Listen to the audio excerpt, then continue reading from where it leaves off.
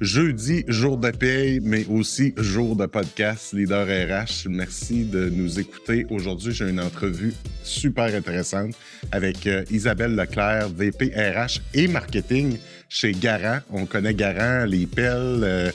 On a à peu près tout un outil Garant chez nous, un bel à neige, super intéressant, un parcours vraiment, vraiment passionnant. Elle nous parle entre autres des évaluations annuelles. Ils ont laissé tomber les évaluations, comment ils travaillent aujourd'hui avec le gestionnaire et avec les employés. Bonne écoute. Merci d'être là pour faire rayonner la communauté RH au podcast Leader RH.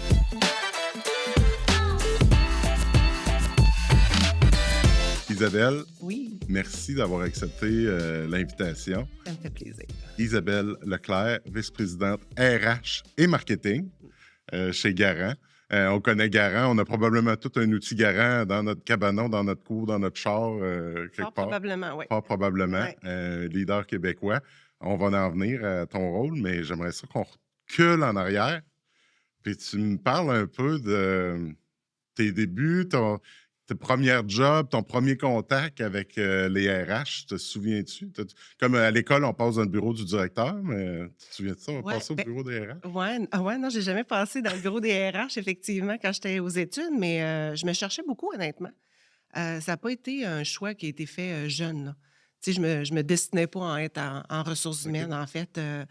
Je me cherchais beaucoup, puis quand j'ai eu terminé mes études au cégep, j'ai fait un arrêt, tout simplement, de 2 ans. La période de temps n'était pas définie à l'époque, mais je me cherchais, puis je me suis dit que tant qu'à payer des frais universitaires et peut-être me tromper, j'allais prendre un moment de recul pour prendre un temps de réflexion finalement. Puis je tenais à apprendre l'anglais. Fait que je suis partie à Toronto pendant 2 ans à faire des jobs pas super le fun, nanny. Après ça, j'ai travaillé dans une entreprise, puis j'avais mon propre appartement, mais les débuts ont été nanny, comme bien du monde à garder des enfants. J'ai appris l'anglais comme ça. Puis j'ai commencé l'université là-bas. OK. J'ai En choisi. RH ou dans... Oui, Ah ouais? j'ai pris quelques cours en ressources humaines. En fait, je me cherchais, je regardais les différents programmes. Puis ce qui m'a attiré des ressources humaines, c'est comme il y avait plein de domaines qui m'intéressaient, je trouvais que, honnêtement, les RH couvraient une grande partie. Tu sais, il y a du légal, il y a de la santé-sécurité, il y a beaucoup d'humains. Tu sais, il n'y a pas de la psychologie pure, mais tu sais, il y a un peu de psycho quand même. Tu sais, c'est quand même assez varié. Ça m'a attirée. J'ai dit, ben, m'aller tenter 1 ou 2 cours. Je vais voir si j'aime ça. J'ai aimé ça. L'Université à Toronto, c'est pas le même prix qu'au Québec. Fait que je suis revenue. C'était financièrement une décision plus raisonnable, je vais dire ça comme ça. Et puis là, j'ai fait mon bac en relations industrielles, en fait, à l'Université Laval. OK. J'ai vu que tu as fait un MBA par après. Mhm. Y avait-tu une raison pour laquelle MBA ou qu'est-ce qu'un MBA, quand tu travailles à plein temps, change soit dans la vie ou dans la job? Ouais, j'allais faire mon executive MBA, si je me rappelle bien, c'était en 2015. J'ai eu de la misère avec les dates des fois. Puis Là, tu étais déjà chez Garant. Oui, j'étais chez Garant.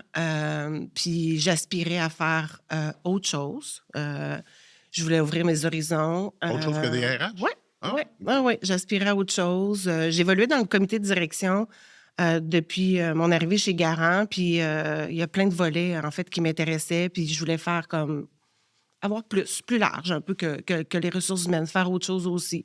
J'avais l'impression qu'après, ça fait 25 ans là, que je suis dans le domaine des RH, que tu sais pas que tu as fait un tour, tu es toujours en apprentissage, mais j'avais le goût de voir autre chose. Puis je trouvais que j'avais des talents qui auraient pu être exploités dans d'autres domaines. Fait que je suis allée chercher mon executive MBA. Ce que ça donne aussi, c'est une certaine crédibilité, on ne se cachera pas, une certaine crédibilité au sein d'une équipe de direction. Ça te permet de voir tous les côtés des affaires. Ouais. Puis je regrette absolument pas. C'est une super de belle expérience. C'est demandant, surtout quand tu travailles dans un poste de direction à temps plein en faisant ça. C'est adapté, c'est fin de semaine? C'est les fins de semaine, une fin de semaine sur 2, mais c'est encore des travaux d'équipe les soirs, des cours en ligne les soirs. C'est extrêmement prenant. Puis on était une équipe, tu sais, cette cohorte-là, c'était toute une équipe de gens super performants, là, tu sais, qui veulent les scores, puis tu sais, qui veulent super performer. Fait qu'on était une gang de zélés, je le dis souvent comme ça en riant. Puis on s'est donné à fond. Je ne l'aurais pas fait une année de plus. Là. Après 2 ans, là, Ça veut donner. j'avais donné mais j'ai adoré mon expérience, par exemple. Tu sais, ça m'a permis de rencontrer des gens dans tous les domaines qui avaient une carrière diversifiée. Il y avait quelques personnes ressources humaines, mais pas tant. Puis Mais non. tu as amené une autre perspective. Ce que tu voulais aller chercher, dans le fond, de te donner des corps Oui, plus puis à tu as des toi. débats en tant que gestionnaire de différents milieux qui occupent différentes fonctions. Fait que, tu sais, ça te permet d'avoir des débats sur des sujets. Puis j'ai vraiment aimé mon expérience. Puis pendant ce 2 ans-là, on va une semaine aussi à Babston. OK. C'est une université, en fait, à Boston pour les leaders. Fait que c'est tous les leaders d'entreprise qui vont là puis qui enseignent des stratégies puis des méthodes. Puis on fait des simulations de lancement de produits, puis toutes sortes d'affaires, tu sais, j'ai vraiment aimé mon expérience. Ouais. Ouais. On recule, on rewind On la cassette un rewind, peu. ouais. Tu sors d'un bac en RI, Mmh. début des années le bac des années 2000. Ouais, ouais. Tu rentres chez Métal Bernard. Ouais, une Une entreprise manufacturière, faisait de la qui existe encore sous-traitance. aujourd'hui, Ouais, ouais. exactement, ouais. Premier job, Mmh. manufacturière. C'était Mmh. quoi ton rôle? L'entreprise, avec quelle grosseur? Je me souviens pas du nombre d'employés à l'époque, mais tu sais, c'était pas gros, j'étais toute seule aux ressources humaines. OK. Fait que, tu sais, j'étais commis, technicienne, responsable, directrice, nomme-les toutes. là. Je jouais tous les rôles. Comme dans Ben des PM. Ben c'est ça. Puis, tu sais, il n'y avait pas de ressources humaines implantées à l'époque. Fait que, tu sais, j'ai monté le département de ressources humaines, j'ai mis les bases, etc. J'ai travaillé là pendant un certain temps. Je ne me trompe pas, là, c'est un petit peu moins de 2 ans. Puis après ça, je suis allée dans un autre domaine. Parce que moi, ce que je m'étais dit, c'est qu'en début de carrière, j'allais essayer le manufacturier, puis j'allais essayer le domaine des services. Puis après ça, j'allais me faire une tête. Oui, c'était déjà réfléchi, ça. OK. Fait que moi, j'avais mon plan, c'était ça. Fait que je m'étais dit, après ça, j'allais orienter ma carrière vers le domaine qui m'intéresse plus. Si tu n'as pas essayé quelque chose, tu ne sais pas si tu vas aimer ça ou pas. Fait que c'était ça ma philosophie, mon thinking, en fait. Fait que j'ai fait les deux. Après Métal Bernard, je suis allée dans un domaine tout autre, des services, dans un bureau d'avocat. Ça, c'est assez particulier, des Porte RH, des là. bottes à cap au cravate. Oui, c'est ça. Oui, puis tu sais, à l'époque, là, c'était très Ouais, c'était strict, formel. oui, la tenue vestimentaire. On n'avait même pas le droit avec des souliers avec le bout ouvert. Il ne fallait pas Ah voir ouais. les orteils. C'était le complet et c'est ça. Ben, en usine non plus, je pense que tu n'as pas le droit avec. Non! des- Mais dans le bureau, oui, là. Mais non, c'était plus... ouais, il fallait que... C'est ça, c'était plus... Qu'est-ce que ça a été quoi ton plus gros clash de manufacturier puis service? Mais il faut t'adapter ton discours. Hein. C'est pas les mêmes types de personnes à qui tu t'adaptes. Il y a beaucoup plus de politique dans un bureau d'avocat. C'est ce que j'ai appris énormément. Puis, tu sais, les habiletés politiques, c'est utile partout. C'est une compétence que tous devraient développer. Dans un cabinet d'avocats, il y en a. Fait que ça m'a permis de développer ce côté-là, mais ça me permet aussi de constater que j'aimais ça, le domaine manufacturier, j'aimais ça avoir un produit entre les mains, j'aimais ça, la gang d'usine, travailler avec la gang d'ingénieurs.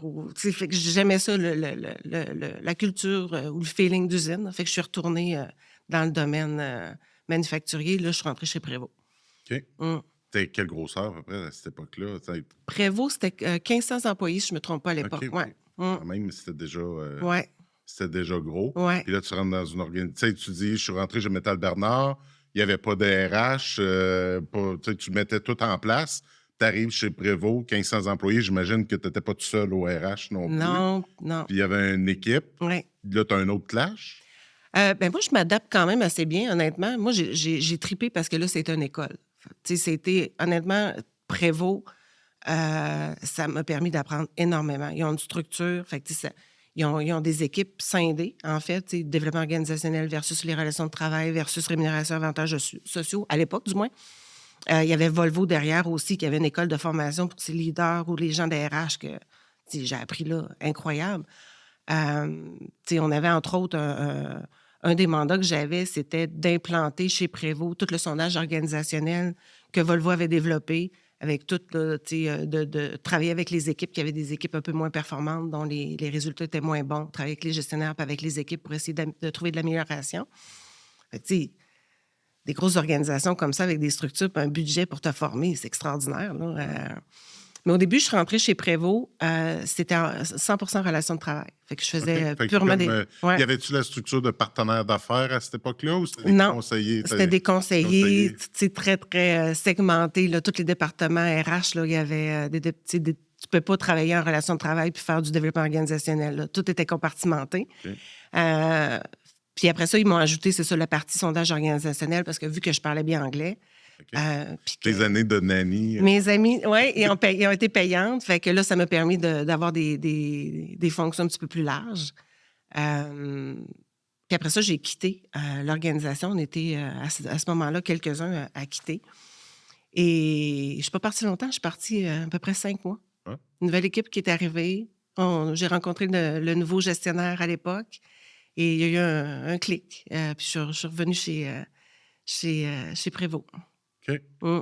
Fait que l'importance de ne pas brûler des ponts aussi. Exactement, oui. Puis on ne sait jamais. Tu sais, des fois, puis chez Garant, on le voit aussi. Là, il y a des gens qui quittent Garant, puis ils reviennent. Des fois, c'est.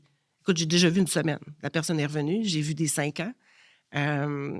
Puis des fois, c'est correct aussi. On va vivre d'autres expériences. On a besoin d'aller chercher d'autres compétences.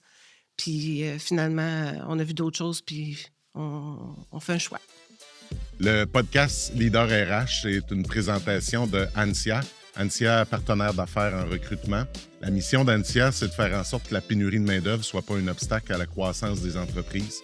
Donc, Ansia, pour ce faire, vous accompagne avec un panier de services et d'outils technologiques en attraction, recrutement et intégration. Merci, Ansia, de contribuer à l'essor des leaders RH d'ici et de faire briller cette communauté. Tu parles de sondage organisationnel.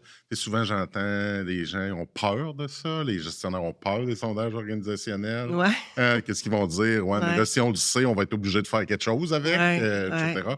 Comment ça se vit, puis comment dans tes chaussures de RH qui veut implanter ça, mais avec... Bien, chez Prévost, c'était, mettons, des sondages un petit peu différents. Là, on focusait beaucoup sur la note. Puis, tu sais, si tu n'avais pas un bon résultat, à l'époque, là, si tu n'avais pas un bon résultat, tu étais comme spoté, je vais dire ça comme ça. Et moi, j'arrivais en arrière, puis là, je travaillais avec l'équipe, puis je travaillais avec le gestionnaire. Fait que c'était comme mal perçu. Fait que ça a été, à un moment donné, il y a eu je vais dire ça, un tournant où là, c'était les équipes, ça ne lui tentait pas que j'arrive dans le département. Vous voyez arriver, vous voyez venir, c'est comme... C'est comme, fait qu'on va répondre, tu sais, quelque chose pour qu'il n'arrive pas, justement. Puis j'ai vu des affaires aussi, des gestionnaires parler avec leurs employés aussi pour essayer de dire, ben regarde, ça serait le fun, j'aurais une bonne note, tu sais.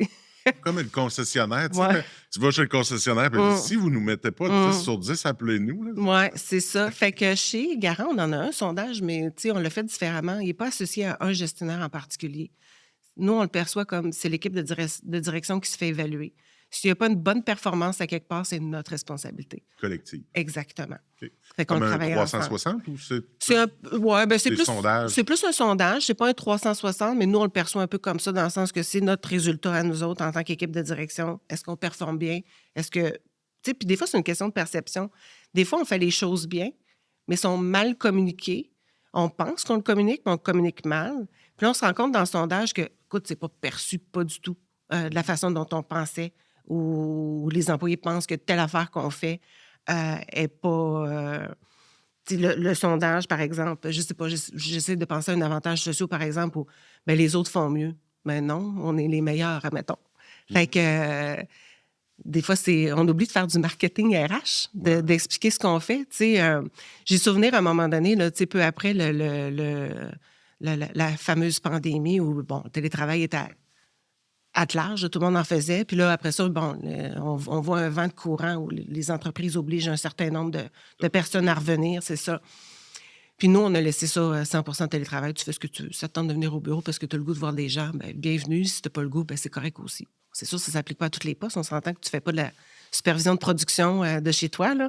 Mais la majorité des postes, on le permet. Puis, à un moment donné, dans le sondage, c'était sorti que, ouais, mais les autres entreprises le font aussi. Non.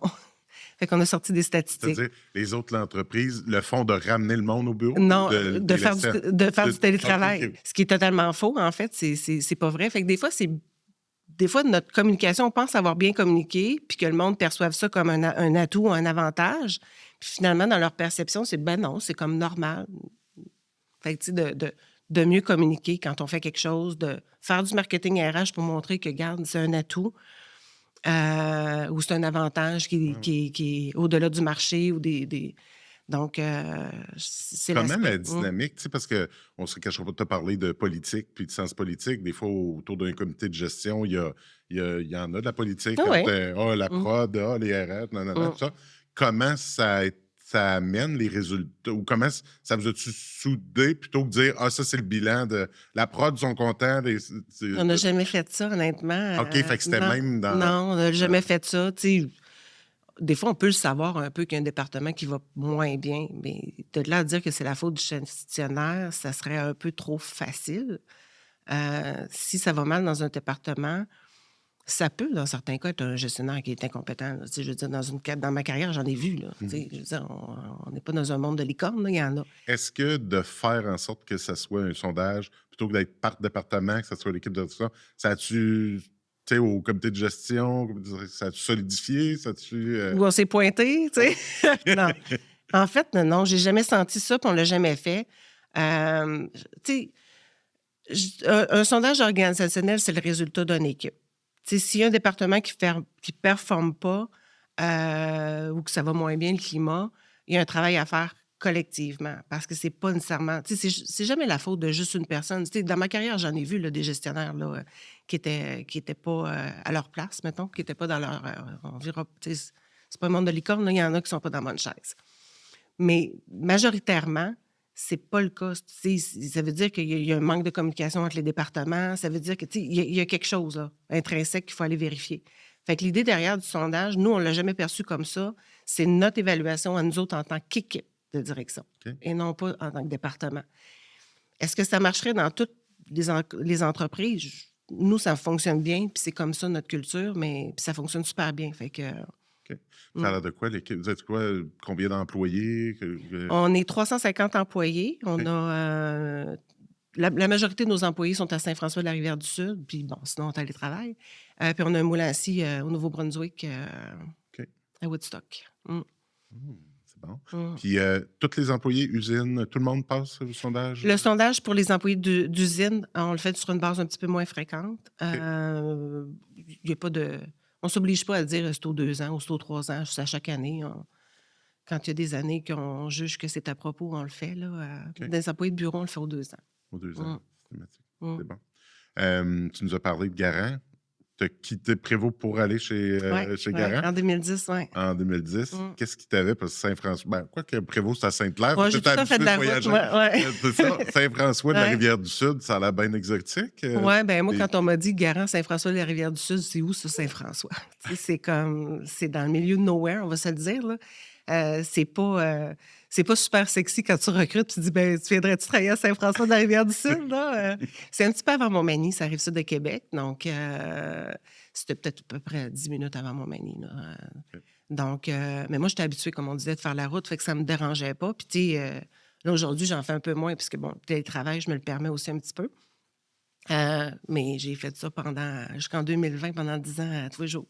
Ouais. Tu C'était sais, quoi qui t'avait allumé ou t'avait intéressé à faire le move? Parce que tu as quand même été longtemps dans tes mêmes emplois. Tu sais, il y en a qui changent de job. J'ai il y en changé a... au début de carrière un petit peu plus souvent, à Plus? peu près ça. Tu sais, je pense que Ça fait quoi, 15-16 ans? ça va faire 15 ans au mois de juin, ouais. Ouais. Qui aurait dit que j'aurais toffé aussi longtemps? J'aime ça. En fait, à l'époque, notre président, c'était Jean Gaudreault.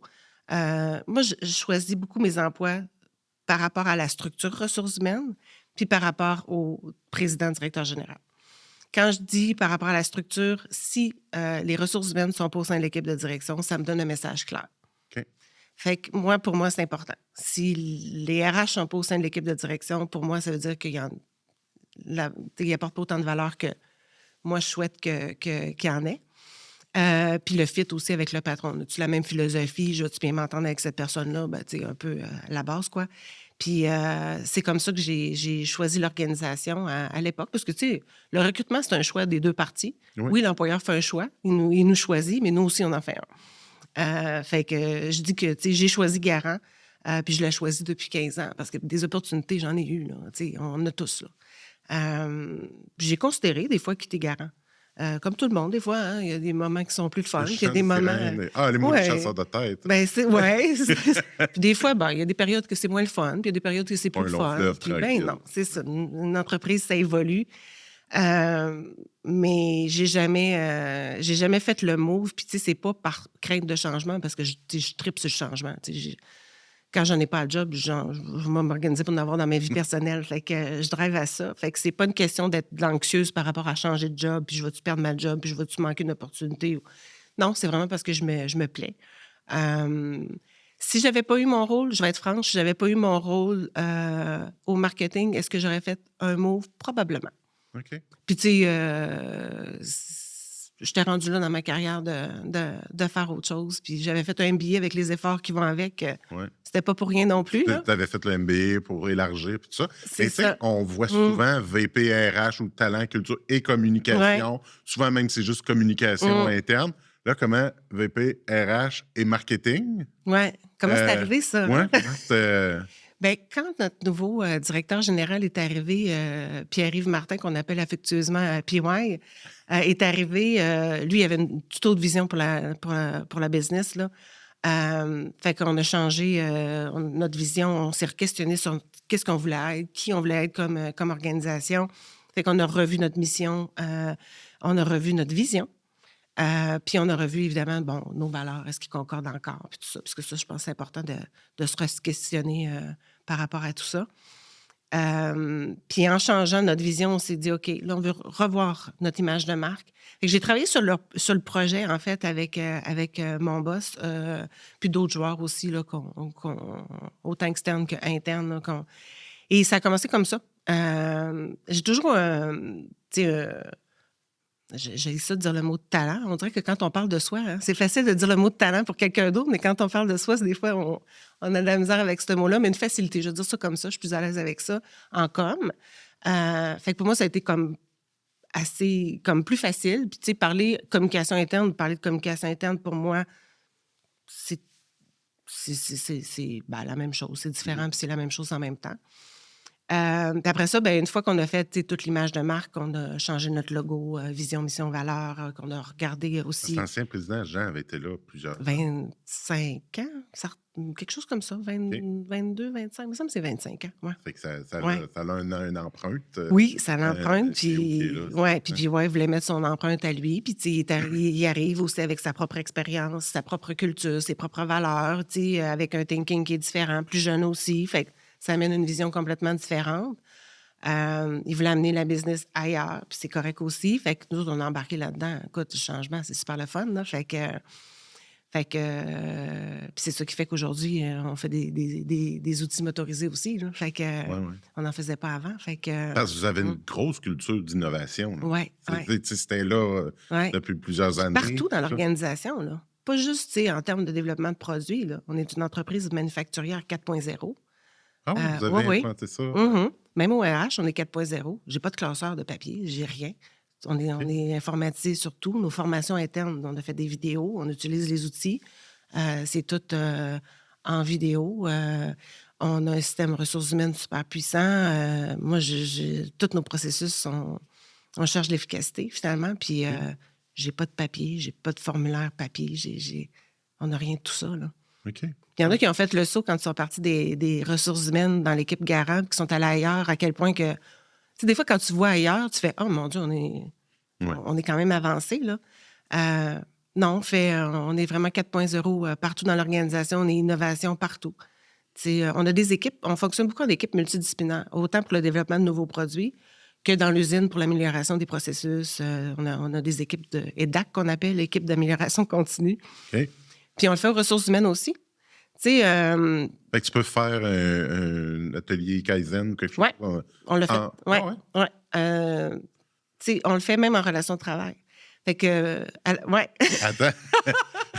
Pour régler des griefs ou pour parce que vous êtes syndiqué? Oui, OK. pour préparer une négo. Tu sais, moi, je le vois comme l'objectif du syndicat puis l'objectif de l'employeur. Je dis, il y a des bouts, on travaille ensemble, là. Ça s'overlap. Ben oui.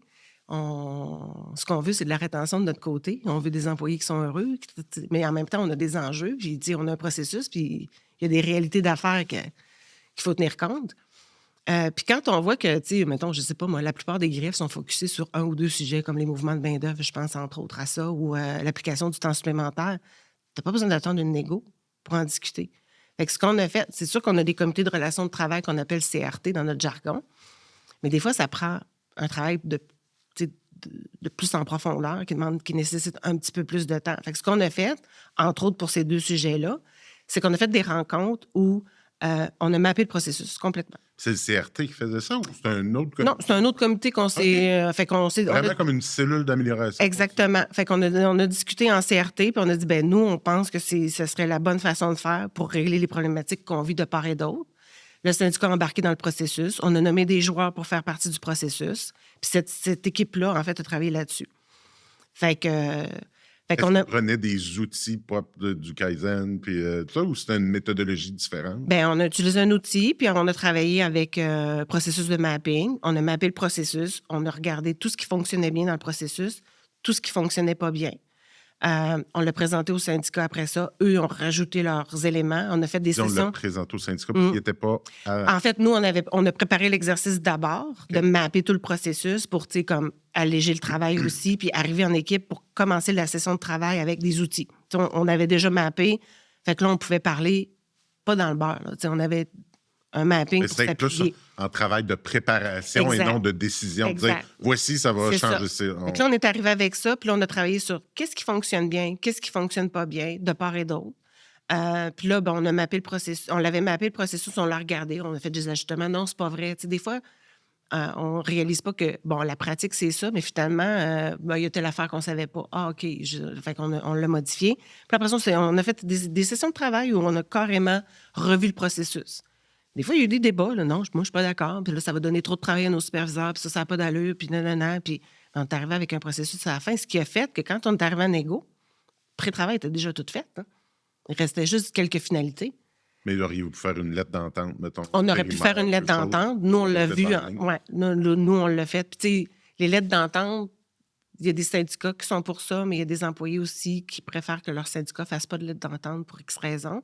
Fait que nous, de toute façon, la négo, on savait qu'elle s'en venait. Fait qu'on a dit, ben regarde, le travail est déjà fait. Puis ça permet aussi d'alléger le processus de négociation où tu ne peux pas faire toutes ces sessions de travail-là. Tu sais, ça va perdurer dans le temps, ça ne finira plus, là.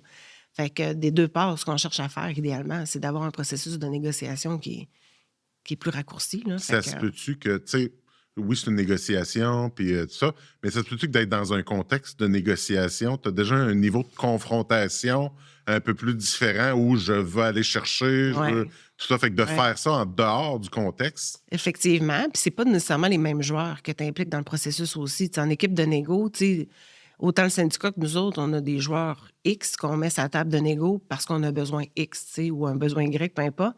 Quand on arrive pour faire un processus d'amélioration continue comme ça, bien souvent, tu vas prendre tes gens qui l'appliquent, tu sais, ou ceux du côté syndical qui ont, tu sais, que c'est juste ceux qui le critiquent le plus ou qui ont vécu des problématiques. Tu vas choisir 3-4 personnes, des employés de l'usine, quelques membres du syndicat. Tu sais, c'est eux autres qui choisissent, là.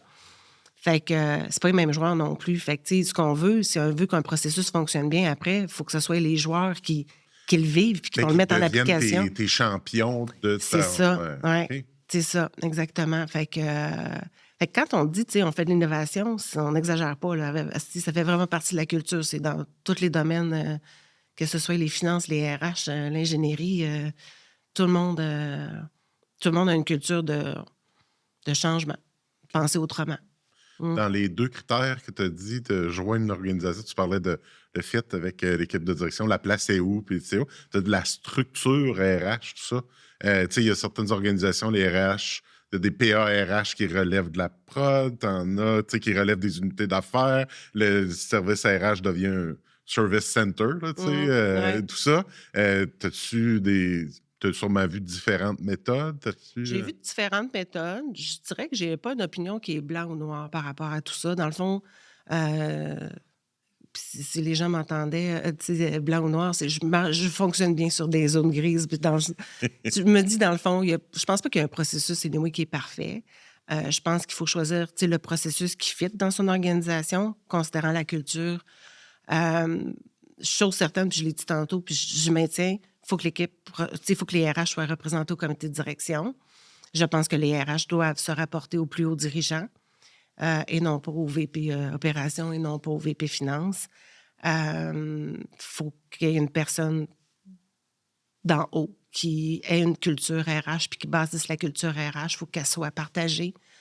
Puis c'est le haut dirigeant qui est le porteur de tout ça, finalement. Là. Fait que moi, je dirais que c'est la seule affaire que... Là, je suis plus nuancée, mettons. Je suis plus noire ou blanc.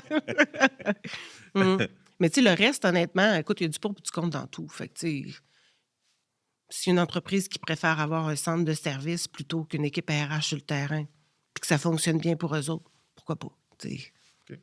OK. Récemment, tu as fait un post sur LinkedIn parlant de l'évaluation. Star LinkedIn. Tu as dit, on laisse tomber les évaluations, on va avec des feedbacks, etc. J'aimerais ça que tu m'en parles un peu, la genèse de ça, de comment ça a germé dans votre tête de se rendre là. Puis là, vous lancez ça? Non, c'est fait. Là. Ah, c'est fait? Ouais. Moi, j'ai publié ça, honnêtement. Ça fait 2 ans que c'est fait. Puis il y a quelqu'un qui me posait la question l'autre fois, pourquoi tu as publié ça? J'ai aucune idée. Je veux dire, je voulais faire une publication. Pourquoi ce sujet-là particulièrement? Peut-être parce qu'on était dans le processus où on venait de faire les revisions salariales puis tout ça, puis ça m'a fait penser que, comme un peu je disais tantôt, des fois, on fait des bons coups, on fait des choses, puis on pense pas y partager ou on pense pas... Fait que c'était tout simplement pour partager, en fait, ma vision du processus traditionnel. Du processus, c'est ça, traditionnel d'évaluation. Fait que votre processus avant, c'est des évaluations une fois par année, formulaire. Non, j'ai fait ça pendant 20 quelques années à essayer toutes sortes d'affaires. À chaque fois qu'il y avait de l'insatisfaction, tant du côté des employés gestionnaires que même RH, parce que si on pense que les RH trippent sur le processus, c'est pas vrai. C'est pas vrai. J'ai jamais connu dans ma carrière quelqu'un qui faisait « Yeah, on est rendu aux évaluations de performance. Yeah, je vais mapper le processus puis je vais le présenter aux gestionnaires. » Personne. Non, mais il change, c'est évaluation de la contribution. Oh oui, mais beau changer de titre, ça reste pareil, tu sais. On fait la même affaire. Non, on fait la même affaire dans le bout de ligne, là. Je reproche pas, en fait, tout le processus, tu sais. Ce que je conteste un peu ou ce que je remets en question du processus traditionnel, c'est 3 points, en fait. C'est le fait que c'est un rendez-vous annuel, puis qu'on oublie que une fois par année, c'est comme, c'est pas assez de parler à tes employés une fois par année. Puis même si tu dis, on va faire des rencontres sur une base régulière, s'il ne fait pas partie de ton processus, puis que c'est juste la rencontre annuelle qui fait foi de tout, puis qui est à la base de toutes tes évaluations ou ta révision salariale, ça reste que ça se fera pas, tes rencontres. Moi, je les appelle les one-on-one, là. Il y en a, c'est face-to-face, one-on-one, rencontre en rétroaction, performance au quotidien, peu importe le nom qu'on y donnera. C'est des rencontres que moi, j'appelle one-on-one sur la performance au quotidien, du feedback, un dialogue. Puis c'est ça, comme je disais, c'est ce que je remets en question, en fait, c'est le rendez-vous annuel, que c'est le focus est là-dessus, fait qu'on oublie de faire des rencontres sur une base régulière, puis on met le focus juste là-dessus.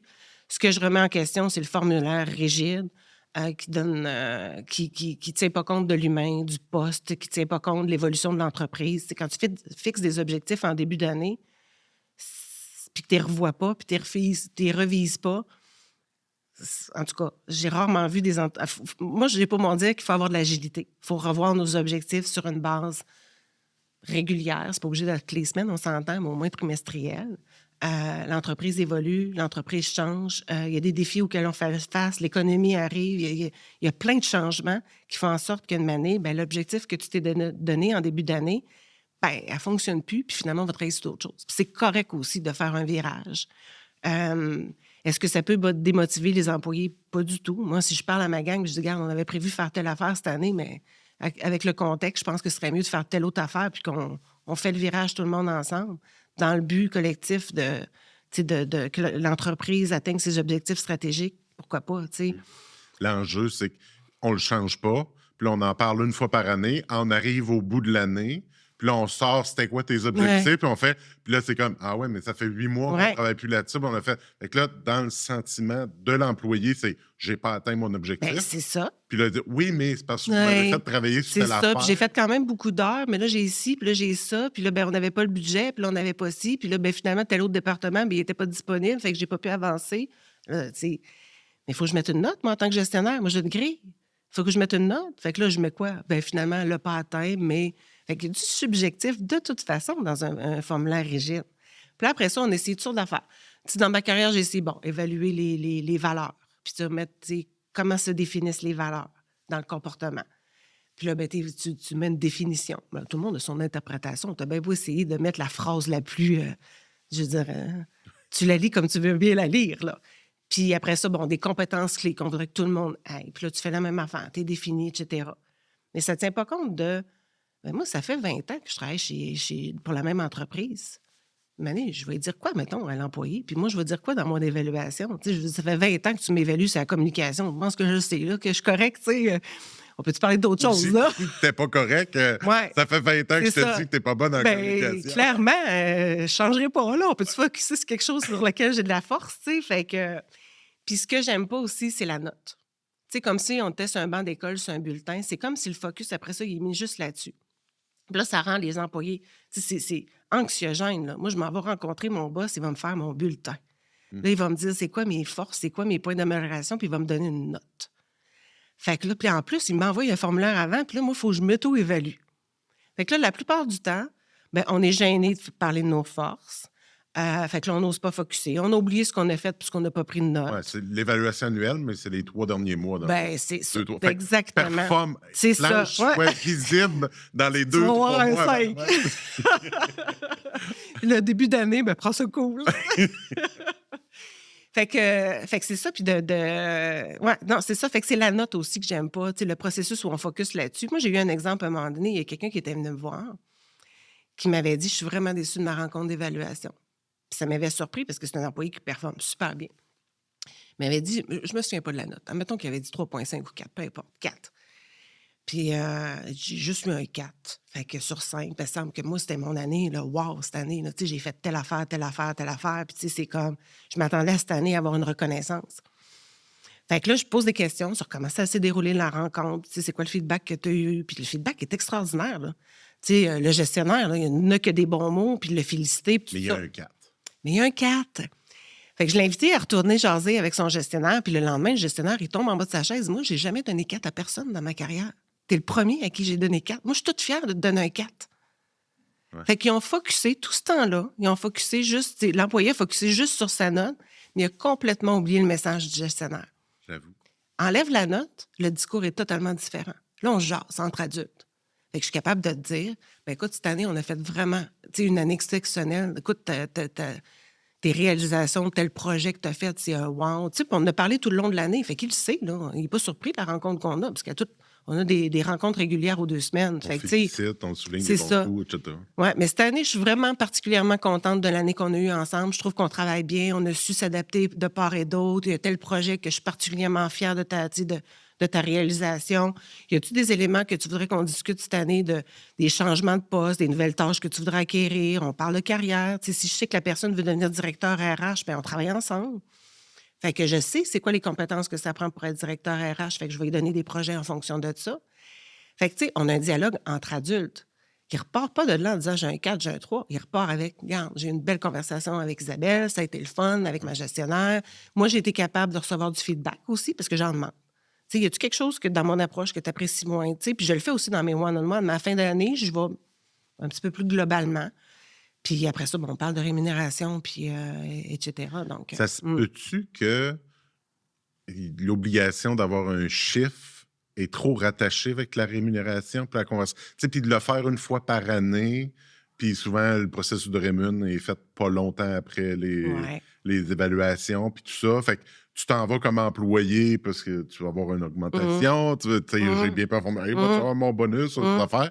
Puis j'avoue, tu sors avec un 4 alors que tu t'attends avec un... Tu as juste allé sur les médias sociaux, il y a plein d'employés qui font comme... Ou des comédies où ils font comme... Je peux pas, on donne jamais de 5 temps de non, c'est ça. etc. Tu sais, c'est obligé à avoir la courbe, là. Tu sais, la fameuse courbe que tu es supposé d'avoir un 10 % de moins performant. Mais si ton équipe a super bien performé, c'est quoi tu fais? Tu vas, un bonnet mettre... down dans le coin de ton bureau. Fait que là, tu t'obliges à mettre un 3 à quelqu'un qui aurait eu un 4.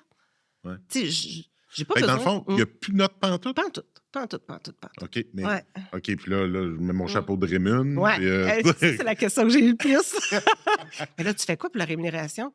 C'est comme si, à cause qu'il n'y a plus de notes, il n'y a plus d'équité, je suis plus capable de faire des révisions salariales, puis c'est un peu ça, j'en reviens à dire, la note, dans le fond, les impressions, les gens ont l'impression qu'à cause qu'il y a une note, le processus est plus équitable. Parce que ceux qui ont 3 vont avoir un 4 d'augmentation, puis ceux qui ont un 2 vont avoir un 2,5 d'augmentation de salaire. Puis, tu sais, c'est comme... Mais la note est subjective, premièrement. Parce qu'on l'a dit tantôt, hein, on fait le processus, puis là, ben, finalement, les objectifs ont changé, puis là, j'évalue, mettons, le travail, puis là, je mets un 3. Mais avant de mettre un 3, j'ai fait un exercice où j'ai évalué de façon subjective le travail qui était fait. Fait que l'idée derrière, en fait, c'est on fait nos one-on-one sur une base régulière. Je suis capable de savoir la performance. Je sais très bien qui excelle, qui va moins bien, qui a besoin de plus de coaching, qui est sur un plan de développement. Ça arrive. Il y en a qui sont sur un plan de développement, mais je n'ai pas attendu la fin de l'année pour le faire. Puis quand j'arrive pour faire mes augmentations de salaire, bien, j'ai un budget d'augmentation de salaire. J'ai la progression de l'échelle de salaire, parce qu'il ne faut pas oublier qu'il faut en tenir compte dans notre processus. C'est bien beau avoir des augmentations sur la base d'une cotation de notes de 3 ou 4, mais tu ne progresses pas au même niveau quand tu es en début de carrière que tu es en fin de carrière. Si tu es nouveau dans une fonction, tu vas progresser plus rapidement. Fait qu'il faut tenir compte de ces éléments-là. Il faut tenir compte aussi de nos talents, de ceux qui ont été identifiés pour la relève. Il y a un paquet d'éléments qu'il faut tenir compte quand on fait des révisions salariales. Fait on dirait qu'à cause qu'on enlève la note, c'est comme on n'est plus capable de faire des révisions salariales, mais j'en fais encore. Fait que, tu sais, ça les rend pas moins équitables? Non, pas du tout. Au contraire. Puis, tu sais, on est capable d'avoir des discussions, on est capable d'avoir le portrait. Ça se peut qu'une année, un employé ait moins performé, mais il a donné des nouvelles tâches, puis il était en mode apprentissage. J'ai appris cette année, c'est incroyable. Parce que l'année prochaine, mettons, je sais pas moi, c'est un nouveau projet ou un nouvel outil qu'on utilise. Puis cette année, les résultats sont moins là parce que là, il est en processus d'apprentissage, d'implantation, etc. Mais ça va payer l'année prochaine. Je vais-tu donner un 2 à cette personne-là? Non, je lui ai demandé de faire ça. J'ai travaillé avec elle pour ça. Fait que c'est c'est ça que je me remets en question. Tu sais, il y a un commentaire que j'ai eu, en fait, sur ma publication LinkedIn. Il y en a un qui disait, mais c'est comme si tu jetais le bébé avec l'eau du bain en enlevant la rencontre, le bilan annuel. J'en fais un bilan. Quand je rencontre à la fin de l'année pour faire... j'en fais un bilan, de toute façon, à toutes les one-on-one que j'ai. Puis 2, quand je rencontre la personne pour l'augmentation de salaire salariale, je ne dis pas, bon, ben, tu as 3 d'augmentation cette année, super, merci, bravo, passe une belle journée. On en profite, tu sais, il faut jaser ensemble, on fait un bilan de notre année. Puis c'est juste que je ne suis pas coincée dans un formulaire où c'est ça qu'il faut que je dise. Formulaire. Est-ce que toutes tes gestionnaires, tu sais, des one-on-one, il y en a qui en font, il y en a qui en font pas, il y en a qui ont des méthodes? C'est obligé. Okay. On fait un sondage, puis on le vérifie dans notre sondage aussi si c'est fait. Y a-t-il un outil, tes gestionnaires, les gestionnaires, ils ont un coffre à outils, puis ils peuvent... Ils ont un coffre à outils, ils utilisent ce qu'ils veulent. Moi, personnellement, j'utilise mon OneNote.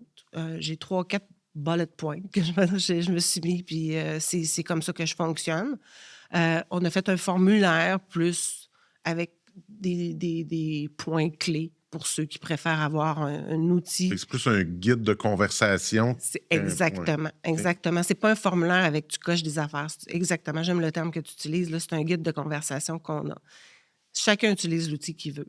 Puis, tu sais, on va le savoir si ça se fait pas. Là. On va le voir sa performance, on va le voir on est proche des employés, on va le savoir dans le sondage, on va le savoir dans nos discussions, on va le savoir dans... Ouais. Si t'embarques pas dans c'est une décision qu'on a prise en équipe de direction aussi. Là. C'est pas Isabelle Leclerc qui est arrivée, puis voici le nouveau processus, puis j'ai amené le point en équipe de direction, puis tout le monde a fait « Ah, mon Dieu! » Fait que la réaction que j'ai eue sur ma publication LinkedIn, c'est ta même réaction dans l'équipe de direction, c'est-à-dire « Enfin, on fera plus ça! » C'est comme... Le gestionnaire n'est pas plus à l'aise que l'employé à faire un bulletin annuel. Là. Fait que puis, les gestionnaires avaient des questions, comment on va procéder, tout. Fait que, on a discuté ensemble, puis on a donné des formations, comment gérer la performance au quotidien. On a fait venir quelqu'un de l'externe, mais l'équipe RH était là aussi. Okay. Puis quand on a fait les processus de révision salariale, les premières, personnellement, j'étais là à toutes les rencontres, pas avec les one-on-one avec les employés, là, mais avec le gestionnaire pour discuter ensemble du budget, de son équipe, tout ça, juste pour rassurer. La plupart n'avaient pas besoin. Là. Ça devient aussi une opportunité de faire grandir tes gestionnaires d'un point de vue RH, puis de les sortir pour les amener. Oui, être plus en mode coaching, orientation. C'est sûr que, ils n'ont pas mon bagage en rémun, ils ne font pas ça sur une base régulière comme moi, je peux le faire. Fait que moi, je viens apporter le côté coaching, c'est quoi les tendances sur le marché. Tu sais, des fois, j'explique un peu là, pourquoi on a pris cette tangente-là, pourquoi on fait telle affaire, c'est quoi les augmentations de choix sur le marché. Tu sais, on jase aussi, puis on jase de performance de son équipe. Puis Mais la conversation que tu as avec tes tu sais, eux font des one-to-one tout hum, au long de l'année. hum. Toi, as-tu des conversations avec tes gens tout au long de l'année aussi sur comment ils ont fait ça? Comment s'enligne la performance globale dans l'organisation ou il y a quand même un point de tombée, un point de chute qui fit avec les augmentations salariales où là, tu ramasses un peu l'info de tout le monde ou il y a comme des feedbacks tout au long pour dire, Là, tu parles quand tu dis rencontrer, tu parles des gestionnaires? moi, t'es OK. gestionnaire, puis tout ça. En fait, les gestionnaires vont rencontrer chacun des membres tu sais, ils se rapportent à quelqu'un de l'équipe de direction, fait que c'est là que ça va se faire. Puis en équipe de direction, nous autres, on en parle s'il y a quelque chose. Je OK. vais intervenir. Tu sais, s'il y a quelque chose, tu sais, le gestionnaire, il va m'appeler, puis là, je vais le supporter m'appeler moi ou quelqu'un de l'équipe. Là, il appelle celui qui est plus à l'aise d'appeler. Là. Je suis là tout au long de l'année, en fait, pour assister, coacher, mais je ne veux pas m'imposer non plus. Tu sais, s'il n'y a pas besoin, il ne sent pas le besoin, je n'irai pas me mettre tu sais, sur le bord de l'épaule pour essayer de vérifier ce qu'il fait. Ouais. Non, c'est pas ma philosophie, en tout cas. Hum, OK. hum, J'aime ça, tu sais, je vois souvent dans les organisations, les RH sont très transactionnels, hein, tu hum, sais, fais la paye. hum. La paye, es-tu sous les RH chez vous? Oui, oui, Ah, oui. la paye. On a bien eu des débats. Ah, OK. Finance, adjoint aux finances, maintenant c'était RH. OK. Oui, c'est ça, oui. Fait que bon, Il n'y a pas c'est de bruit. transactionnel, Hum, embauche-moi quelqu'un, hum, mets-moi hum, quelqu'un, hum, etc. hum. Quelle est la portion, tu peux identifier, mettons, si tu regardes quand tu as rentré chez Garant, puis aujourd'hui, portion stratégique, transactionnelle, es-tu propre à ton rôle ou tu as vu la Ah, je l'ai transformation vu de la. partout, la transformation. En fait, le fait de devenir aussi 4.0, OK. de simplifier tu sais, les processus, d'aller chercher de l'efficacité, d'enlever tu sais, tout ce qui est formulaire papier. Puis moi, je suis pas. Je dis souvent que je suis pas dans un monde de licorne. Là. Il y a une réalité sur le plancher. Là. Puis ça, c'est bien beau arriver avec des processus. Des fois, je dis des fois à ma gang, écoute, il est super ton processus. Dans le livre, là, honnêtement, c'est super. Mais ça s'applique pas. Là. Nos gestionnaires sont dans le jus. Ils ont des équipes à gérer. Ils ont des réalités de plancher où des fois, il y a une machine qui est brisée ou ils sont dans le jus pour tel processus. Il arrive tellement d'affaires. Il y a un client, une commande qui ne rentre pas. On a perdu tel business. Il arrive plein d'affaires. La vie va vite. Si tu arrives avec des affaires super compliquées, sont bien belles sur papier, comme je dis, mais tu sais, un, tu les auras pas de ton bord, puis deux, ça va être fait tout croche. Fait que là, tu vas être obligé de t'impliquer, puis après ça, tu vas venir dans mon bureau, puis tu vas dire, ben là, ça y embarque pas, mais c'est pas fait comme du monde, nanana. Simplifier. Hmm. Tu sais, ajuste tes affaires pour que, oui, ça fasse du sens, puis qu'il y ait une logique RH, bien entendu, mais c'est pas grave si c'est pas parfait comme le livre le dit ou la recherche le dit ou... ajuste-toi à la réalité de ton secteur. Tu sais, c'est pas vrai qu'on a des budgets au point d'avoir le nombre d'employés qu'on voudrait. Là. Il y a des départs des fois. Il y a tu sais, on voudrait avoir 2-3 personnes de plus dans notre équipe, mais on n'a pas le budget pour ça. C'est ça la réalité. Tu sais. Fait que une année, il faut faire avec ce qu'on a, puis de le faire le mieux possible, puis avec, c'est ça, comme je disais, avec un thinking RH, puis une philosophie qui fait du sens aussi, mais en même temps, il faut avoir du gros bon sens de comment ça va s'appliquer sur le terrain.